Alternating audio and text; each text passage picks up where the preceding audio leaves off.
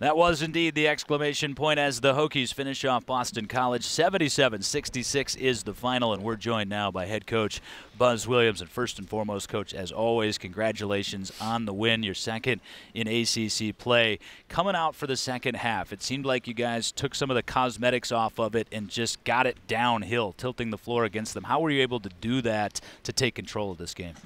Yeah, I thought too many times in the first half, probably my fault, as much as anybody's fault, we were trying to run plays, and all of those plays are designed to force rotation. And I thought in the second half, we stopped the plays. And I think a really big part of that, we got 4 team fouls in the first 4 minutes of the first half, and I think we had 5 or 6 team fouls in the first 4 minutes of the second half. Highest number of rebounds I think we've had all year. Highest number of free throw attempts, highest number of free throw makes, best free throw percentage. And so much of that is Notre Dame missed 33 shots and got 14 rebounds. That allowed us to only have 6 points in transition. And obviously that's been an emphasis since then. But today our guards rebounded. And that changes our team, because now when Five or Med or Beatty or Kill get a rebound, we don't have to pass it to anybody. Those guys have a license to drive the car. And I think that completely changed the tenor of the game relative to us playing faster. We're still fast when K or PJ or Ty get a rebound, but when those guards get it, the floor we're able to tilt it downhill.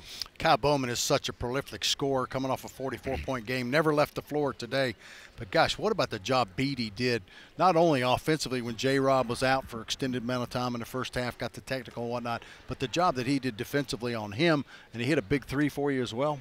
It's hard to take Beatty off the floor, particularly when we're on defense, because he can literally guard anybody 6'5" and under. And the one foul that he got in the second half was a really bad call. But he is, it's like Velcro. And he never goes for a ball fake. He never leaves his feet until the offensive player leaves his feet. Always high hands. He's so physical that guys can't knock him off his line. I thought he was a really big key to what we're doing. I think that's the highest number of minutes he's played thus far this season, and it's because of what you said. Zero can play. He's going to play every minute over the next 17 games that they play in the regular season, and they always are going to have a chance to win because he is such a prolific scorer. And I thought the job that we did on 25 was probably just as important.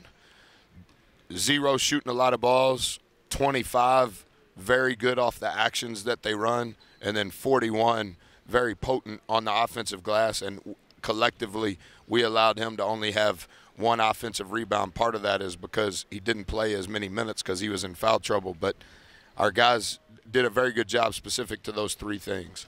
Coach, when you came into the season, you said we're going to have to find the personnel that replaces Justin Bibbs, Devin Wilson, that makes up for things defensively. Is it fair to say that you found them, Beatty being half of that equation, and a combination of Med and Nikhil being? Yeah, Med is a completely different player since we played installed cover 2. This was the first time we have ran or played Boston College and ran cover 2. Last year at their place, it was too early.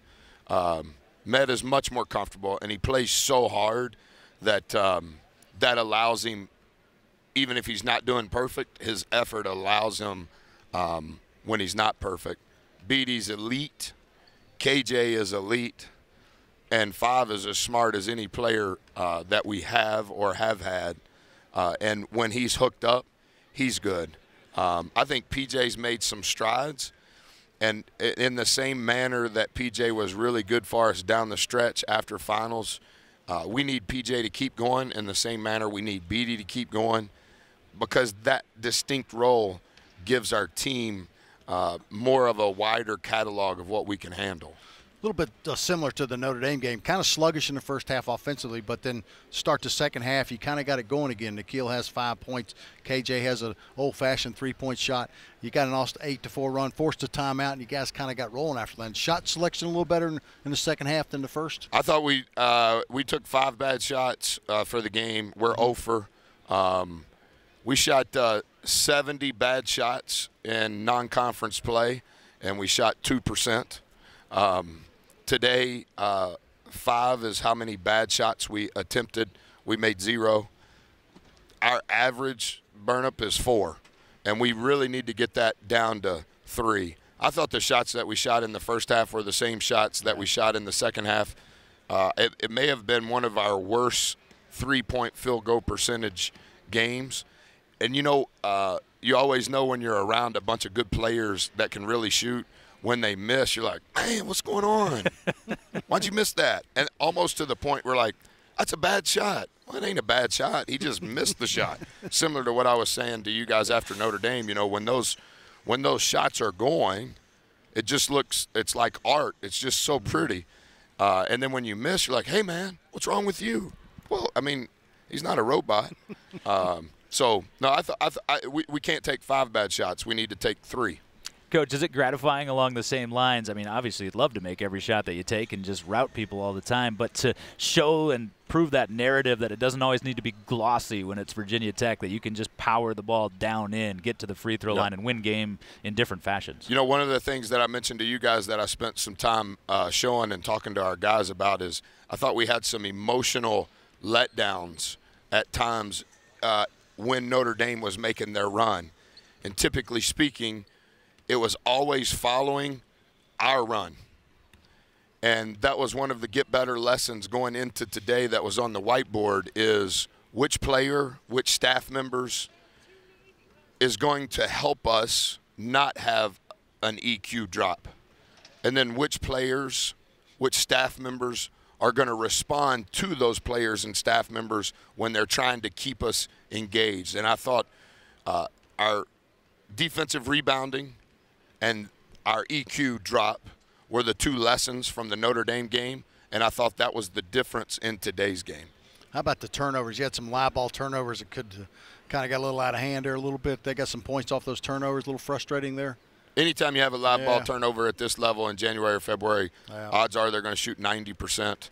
We had 2 turnovers in transition out of our 6 in the first half that were not typical of our group. And I think the reason why we had 1 less turnover in the second half was because our guards were rebounding and it was downhill from the beginning. It's obvious, I think, to talk about Nikhil offensively today because it seems like he's developed that killer instinct and the recognition of when his team needs him. But it also seems, Coach, and agree or not, that that's carrying over for him on the defensive end of the floor. It just seems like he's in the right place all the time right now. Well, I think he's gifted offensively. I think he's probably always been that. I'm not trying to take credit, or our staff is trying to take credit for that. I think he's evolving. I think he's morphing into being able to do more maybe than he did upon arrival. But good players, the best players, are best on best. When your best player offensively is guarding their worst offensive player, then you're hiding. And I think our group, the mentality of our group, is continuing to grow relative to, it's not one-on-one defense in how we play. It's our team against the ball. And I thought a critical stretch in the first half was K with 2 fouls, 5 with 2 fouls, and the group that we played, which was mixed-matched at times, maybe playing to a push. And we would have won if PJ would have done his job on number one. Number one had 3 threes in the first half, and 2 of them were on PJ, where I thought he was a little slower than normal. You only had 1 true road game. Mike was obviously at Penn State, where I think you learned a lot of lessons from that game. Now you got to take the show on the road to Georgia Tech here. Kind of go through the mindset of what you want to get accomplished here before then. Yeah, excited that we have another opportunity. Obviously, this is the first of 9. I thought it was our worst game as far as effort. I thought it was our worst game as far as togetherness, our worst game as far as execution. So excited to be able to go on the road. Tomorrow is Get Better Day number 2. Monday will be 2-day prep. Tuesday will be 1-day prep. And then I think we play on Wednesday. So this will be good. I'm glad that the game was early, and that'll allow us to be in a groove by the time we get back to real work on Monday. I think, anytime our staff has time to study and prepare, I think our team is better because we've kind of refined it almost like a, sifter. We're able to sift through what it is that we've got to get to. So encouraged by that.